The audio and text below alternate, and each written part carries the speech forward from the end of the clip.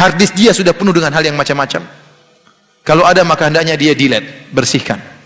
Supaya dia bisa fokus baca Al-Quran. Setelah kalau dia sudah bersih hatinya, menjauhkan dari hal tidak bermanfaat, maka dia akan punya waktu banyak untuk baca Al-Quran. Ya akhi, kalau antum punya hafal Quran, enggak usah banyak-banyak, 2 juz aja akan merubah kehidupan antum. Ada seorang orang tua, ya, saya dengar ceramah seorang syekh.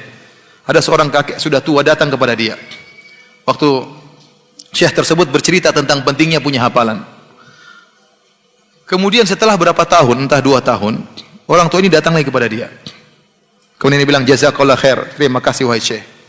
Kenapa? Sewaktu kau ceramah dulu, saya lalu hafal Quran. Dan sekarang hafalan saya kalau nggak salah 4 atau 5 juz. Dan itu 5 juz itu membuat saya berubah dalam kehidupan saya. Saya naik mobil, saya murojaah. Ngantar kemana sambil murojaah. Lebih semangat sholat malam karena ada murojaah yang ingin kita baca. Seorang kalau punya hafalan Quran, dia semangat sholat malam. Tapi kalau tidak punya baca Quran, dia baca surah Qul huwallahu ahad, Qul a'udzu birabbin nas, tabat yada. Besok lagi itu lagi. Sehingga dia kurang semangat karena itu aja yang dia baca.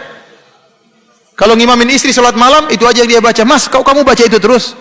Ini karena surat saya cintai istriku. Padahal hafalan tidak ada. Nah ini akan pengaruhi kehidupan anda. Benar. Saya nggak bilang 5 juz, saya bilang 2 juz aja. Anda hafal juz amma dengan juz 29, itu akan pengaruhi kehidupan anda. Apalagi anda dalami, anda baca terjemahannya, apalagi anda baca tafsiran singkat, itu yang pengaruhi kehidupan anda. Maka seorang berusaha untuk punya hafalan.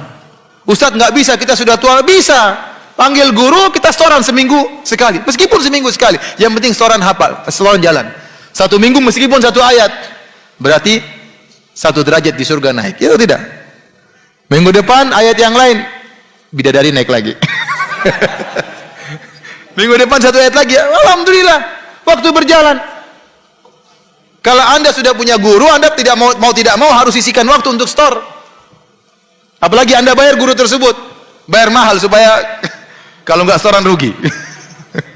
Gimana caranya? Yang penting bisa setoran. Harus kita menjebak diri kita dalam kebaikan. Kalau kita tidak menjebak diri kita dalam kebaikan, kita akan terjebak dalam hal yang tidak bermanfaat. Apalagi zaman sekarang ini. Baca berita ini, baca berita anu, baca berita ini, baca berita anu. Analisanya ngawur. Bantah-bantahan tidak tahu, ternyata bantah-bantahan di atas berita yang tidak benar. Akhirnya waktu kita terbuang. Seorang saja membaca berita setiap hari 1 jam dia baca. Coba bayangkan kalau 7 hari dikumpulkan sudah 7 jam. Seandainya 1 jam tersebut untuk baca Al-Quran, sudah berapa juz dia baca? Pernah ada pertemuan dengan salah satu imam Masjid Nabawi. Waktu kita lagi Id, ada istilah kita halal bihalal, tapi di Arab tidak dinamakan halal bihalal. Hari ketiga kalau tidak salah kita kumpul makan-makan rame. Hadir seorang imam dari Masjid Nabawi. Kawan-kawan tanya, ya Syekh, hafalan anda kuat setiap hari berapa juz baca? Dia bilang, ya saya harus baca 7 juz setiap hari. Untuk bisa menjaga apa? Hafalan. Bayangkan orang diberi anugerah oleh Allah, sehingga hari-harinya dia baca, ada waktu baca Quran. Ingat, semakin anda baca Quran, anda semakin bahagia. Semakin dekat dengan Allah, menjadi orang spesial di sisi Allah Subhanahu wa ta'ala. Jadi harus menjebak diri kita pada hal yang baik.